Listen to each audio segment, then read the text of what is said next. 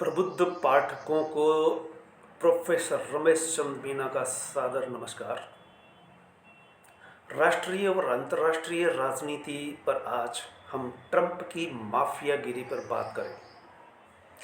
Trump अंतर्राष्ट्रीय और राष्ट्रीय स्तर पर इस वक्त चर्चा में बना हुआ है, खास करके जब जेलेंस्की और ट्रंप के बीच में वार्ता होती है तो वार्ता बहस में बदल जाती है। यूँ कह सकते हैं कि विकसित हो या विकासशील देश, सभी में दक्षिणपंथी नेता जमूरी की तरह हो चले। अमेरिका के राष्ट्रपति डोनाल्ड ट्रंप पर कार्टून बनने लगे, यानी एक राष्ट्रपति पर कार्टून बनना। लेकिन जेलेंस्की यहाँ पर डोनाल्ड ट्रंप को आईना दिखाते हुए दिखाई दे रहे हैं।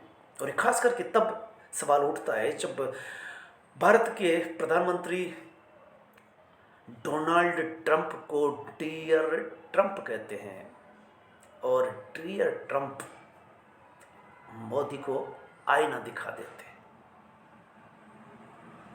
जेलेंस्की की तुलना में मोदी का कद बड़ा होना चाहिए। भारत विश्व का सबसे बड़ा लोकतांत्रिक देश कहलाता है, लेकिन जब ट्रंप की बात आती है तो Trump versus Modi, Trump versus Zelensky, और जेलेंस्की के साथ जब पूरा यूरोप खड़ा हो जाता है ये कहते हुए कि अमेरिका अगर जेलेंस्की यानी यूक्रेन से हाथ खींचता है सहायता के लिए तो यूरोप यूक्रेन को मदद करेगा। फ्रांस और ब्रिटेन खुलकर सामने आ जाते हैं। जेलेंस्की पहले अमेरिका जाता है, ट्रंप से बात होती है,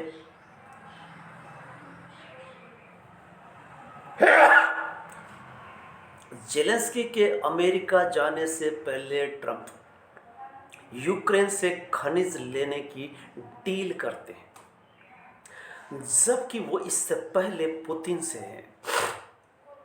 पुतिन के खिलाफ यूक्रेन को मदद करने वाला अमेरिका डोनाल्ड ट्रंप के सरकार बनाने से पहले ही गाजा पट्टी और यूक्रेन में युद्ध समाप्त करने की घोषणा कर दी जाती है। इस बात को विश्व शांति के प्रतीक के रूप में देखता है और प्रशंसा करता है, लेकिन डोनाल्ड ट्रंप का माफियागिरी खुल करके सामने आ जाती है। यानी जैसा कि बताया गया कि विकसित देश हो या विकासशील देश, इस समय चुनाव जीत करके आने वाले दक्षिणी पंथी नेता अधिकांश जमहूरी की तरह व्यवहार करते हुए नजर आते हैं। मुद्दों को दरकिनार करते हुए हल्के फुल्के चुनावी जुमले सामने आ रहे हैं। सभी जगह लॉलीपॉप देना, जनता को दिखावा करना, मदद के नाम पर, वादों के नाम पर बड़े ऊंचे वादे करना, फ्री बिजली, फ्री फला चीज़ें, फ्री की करके ये चुनाव जीत जाता है। ये मुद्दों से हटना होता है। रोजगार का मसला, महंगाई, भ्रष्टाचार, विकास जैसे मुद्दों के बजाय हल्के फुल्के मुद्दे उठाए जाना। इस तरह से कह सकते हैं कि ट्रंप की माफियागिरी तब खुल करके सामने आ जाती है जब भारत के प्रवासियों को भारत भेजा जाता है हथकड़ियों में बंद करके। तब भारत की स्थिति बहुत निचले स्तर पर हो जाती है, शर्मनाक हो जाती है। उसी वक्त जब जेलेंस्की अमेरिका जाते हैं और ट्रंप खनिज डील की बात करते हैं, तब जो वार्तालाप हो रही होती है ऑनलाइन कैमरे के सामने। उसी वक्त जेलेंस्की ट्रंप को रोकते हैं। और इससे भी पहले जो फ्रांस के राष्ट्रपति से बात हो रही होती है तो फ्रांस के राष्ट्रपति उन पर हाथ रखते हुए कहते हैं कि ऐसा नहीं। ये बराबर के देशों की बात है। ऐसे में मोदी जब पिछली बार ट्रंप के कंधे पर हाथ रख करके बात करते हैं, डियर ट्रंप कहते हैं, और डियर ट्रंप अब भारत को आईना दिखाते हुए नजर आते हैं। इसको लेकर के भारत का मीडिया, यूट्यूबर्स बहुत आवाज से उठाता है, छिछालेदारी होती है, मजाक होती है।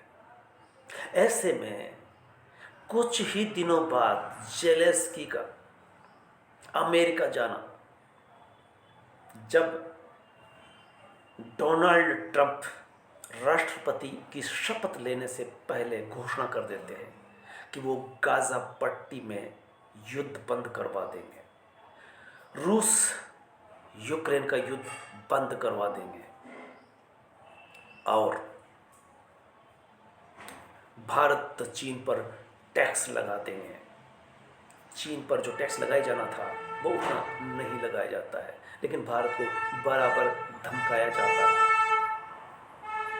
इस तरह से कह सकते हैं कि विश्व के हर देश की अंदरूनी लड़ाई में अमेरिका का टांग अड़ाने की कूटनीति कोई नई नहीं है। अमेरिका पूरे विश्व पर दादागिरी करना चाहता है। ये कोई अब्राहम लिंकन जैसे राष्ट्रपति नहीं है या मिस्टर ओबामा जैसे नहीं है, जो महात्मा गांधी को आदर्श के रूप में देखते हैं और कहा करते थे कि जब उनसे पूछा गया कि आपका सपना क्या है, तो ये जवाब इतना वायरल होता है, लोगों की जुबान पर, बच्चे बच्चे की जुबान पर चला जाता है कि ओबामा कहते हैं कि मेरा सपना है कि राष्ट्रपिता महात्मा गांधी के साथ डाइनिंग टेबल पर बैठ करके नाश्ता करूं। इससे भारत के आंदोलनकर्ता राष्ट्रपिता महात्मा गांधी का सम्मान, देश का सम्मान बढ़ जाता है। लेकिन दूसरी तरफ डोनाल्ड ट्रंप है जो शांति की बात करता है बंदा, लेकिन यू टर्न ले लेता है। विश्व के हर देश की अंदरूनी लड़ाई में टांग अड़ाना पुरानी नीति है, जबकि इसके पैरेलल इन शांति दूतों को विश्व शांति कायम करने की पहल करनी चाहिए। पर्यावरण बिगड़ रहा है, विश्व में अशांति फैली हुई है। अहिंसा के नाम पर खाने के दांत, दिखाने के दांत अलग होते हैं। ये भारत की कहावत कि हाथी के खाने के दांत और दिखाने के दांत अलग होते हैं, ठीक वैसे ही ट्रंप व्यवहार करते हुए नजर आते हैं। ये विश्व के मुखिया बनने की दावेदारी करते हैं, लेकिन एक ही हथियार है युद्ध लड़वाने का और हथियार बेचने का। अमेरिका को हथियारों का सौदागर कहा जाता है, जो यूक्रेन को हथियार पहुंचाता रहा, आग भड़काता रहा। यूक्रेन रूस से टक्कर लेने की स्थिति में आता है और आप यकायक पूरे हाथ खींच लेते हैं और कहते हैं कि अब यूक्रेन को किसी तरह की मदद नहीं दी जाएगी। तब यूरोप अपने बल पर खड़े होकर के जेलेंस्की से वादा करते हैं कि यूरोप यूक्रेन के साथ होगा, यूक्रेन को झुकने नहीं देगा। यूक्रेन रूस की दादागिरी के आगे नहीं झुकेगा। इसमें फ्रांस और ब्रिटेन यानी यूरोप की सेना भी उतरेगी। डोनाल्ड ट्रंप और यूक्रेन के बीच हुई वार्तालाप बहस में बदल जाती है, ये सभी को ठीक भली भांति पता है। इसके बाद अखबारों में कार्टून छपते हैं और ये कार्टून बहुत मशहूर हुआ, जो आप वॉल पर देख रहे हैं। जेलेंस्की ने डोनाल्ड ट्रंप को आईना दिखा दिया, बल्कि इस सूरत में आ गए कि डोनाल्ड ट्रंप को वार्ता के बीच से उठ करके भागना पड़ जाता है। डोनाल्ड ट्रंप एक कार्टूनिस्ट की तरह व्यवहार करते हुए नजर आते हैं। जब कनाडा की बात आती है तो कनाडा से कहा जाता है कि अगर आप टैक्सों से बचना चाहते हैं तो अमेरिका के 51वें राज्य बनने के लिए तैयार हो जाइए। इस तरह की बात ही ट्रूडो इस्तीफा दे करके बाहर आने की स्थिति में आ जाते हैं। यही ट्रंप राष्ट्रपति बनने से पहले चुनाव जीतने के बाद रूस यूक्रेन युद्ध को खत्म करना, इजराइल हमास और फिलिस्तीन गाजा पट्टी में भूमिका निभाने के लिए दावे करते हैं। लेकिन रूस के विरोध में जेलेंस्की को समर्थन देने वाला अमेरिका ट्रंप यूटर्न लेते हुए वो पासा पलट देता है और इसके बावजूद अपनी डील कि खनिज यूक्रेन से लिया जाएगा, ये खनिज डील की जाती है। लेकिन जेलेंस्की साफ साफ कह देते हैं ब्रिटेन में पहुंच करके कि हम अमेरिका से खनिज डील कर सकते हैं, लेकिन एक शर्त होगी। वो शर्त यह है कि रूस से सुरक्षा का वादा पहले मिलना चाहिए, सुरक्षा की गारंटी होनी चाहिए। क्योंकि रूस जब जेलेंस्की और डोनाल्ड ट्रंप के बीच में वार्ता चल रही होती है तब भी पुतिन यूक्रेन पर लगातार हमला कर रहा होता है, यानी पुतिन हमलों से बाज नहीं आ रहा। अब अमेरिका की स्थिति यहाँ पर खास करके डोनाल्ड ट्रंप की माफियागिरी उजागर हो जाती है कि वो दोनों से डील करना चाहता है। पुतिन उनकी बात मान नहीं रहे, क्योंकि पुतिन से जेलेंस्की अमेरिका के बल पर ही युद्ध लड़ने के लिए खड़े होता है और जिस यूक्रेन को सत्ता भर में पुतिन खत्म कर देने वाला था, हड़प जाने वाला था, वो युद्ध वर्षों लंबा खिंच जाता है। वो इसी के बल पर खिंचता है कि अमेरिका यूरोप उसके पीछे खड़े होते हैं। और जब जेलेंस्की पुतिन का सामना करने की स्थिति में आ जाते हैं तो मिस्टर डोनाल्ड ट्रंप पीछे हट जाते हैं और बीच बचाव करने के बजाय जेलेंस्की से डील करते हैं और जेलेंस्की को हथियार देना भी बंद कर देते हैं। रूस के समर्थन करना, यूक्रेन से यू टर्न लेना, ये ट्रंप की एक हल्की राजनीतिक कूटनीतिक असफलता कहा जा सकता है। लेकिन एक बात उभर करके आती है कि जब मोदी और जेलेंस्की से तुलना की जाती है भारत में, जेलेंस्की ट्रंप के सामने डटकर खड़े हो जाते हैं और मोदी जब वहाँ से हथकड़ियों में भारतीयों को लाया जाता है, चंडीगढ़ में उतारा जाता है, तब संसद में जो बयान दिया जाता है, बोला कि ये प्रोटोकॉल है। तो इस तरह की बात करना मोदी की तुलना में जेलेंस्की का आत्मविश्वास जब बोलता हुआ नजर आता है। जेलेंस्की को यूरोप का समर्थन मिलता है, फ्रांस ब्रिटेन खुलकर उसके सामने आ जाते हैं। अमेरिका की कूटनीति खनिज डील को लेकर के डोनाल्ड ट्रंप अमेरिकन को संबोधित करते हुए कहते हैं कि पुतिन हमारे लिए उतना खतरा नहीं है जितना कि अंदरूनी प्रवासी लोगों से है। प्रवासियों को बाहर करना और ड्रग्स आदि इनकी सुरक्षा करना हमारा पहला काम है। पुतिन हमारे लिए खतरा नहीं है।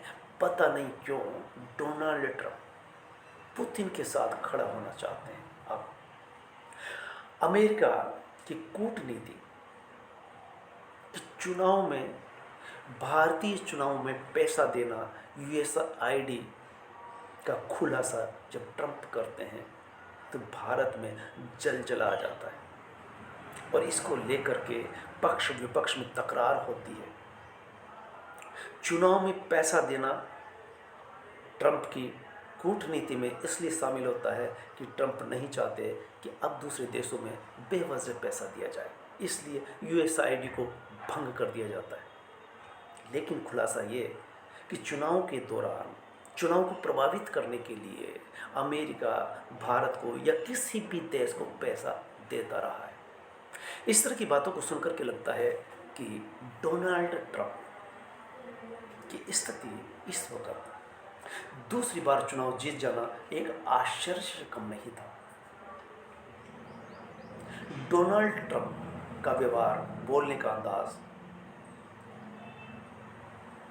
सामने वाले प्रतिपक्षी से कहीं भी मजबूत नहीं था। इसके बावजूद एक दक्षिणीपंथी विचार इस वक्त विश्व में न जाने क्यों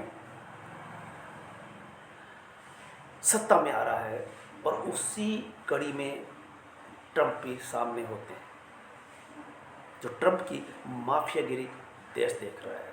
अमेरिका की एक जानी पहचानी पॉलिसी रही है कि दूसरे देशों की राजनीति में टांग अड़ाना या अपनी पसंद का नेता राष्ट्राध्यक्ष चुनने में या राष्ट्राध्यक्ष को गिराने में बांग्लादेश की शेख हसीना को के विरोध में छात्र संघ का आंदोलन करवाना और बांग्लादेश से उसको भागने के लिए मजबूर कर देना, इसके पीछे अमेरिका की चाल कूटनीति सामने आ रही है। तो साथियों, ये वीडियो कैसा लगा प्रतिक्रिया देकर के बताएंगे।